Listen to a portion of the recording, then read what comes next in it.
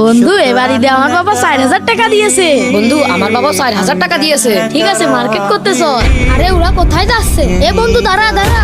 কি রে বন্ধু তোরা কোথায় যাচ্ছিস? কি হয়েছে? তুই শুনে কি করবি? আমরা ঈদের মার্কেট করতে যাচ্ছি। বন্ধু আমাকেও নিয়ে চল, আমিও তোদের সাথে যাবো। এই তুই যে আমাদের সাথে মার্কেটে যাবি, তোর কাছে টাকা আছে?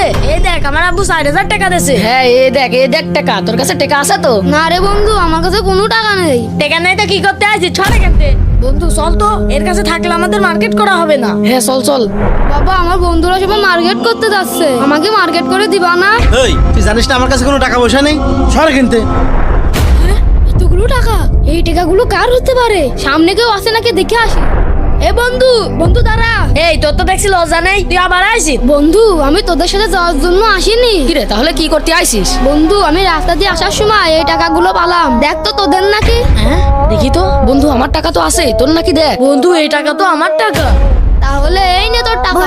বন্ধু তোকে অনেক ধন্যবাদ, আর তুইও আমাদের সাথে চল, আমরা একসাথে ঈদের মার্কেট করব। বন্ধুরা ছেলেটা কি ঠিক করেছে? কমেন্ট করে জানা।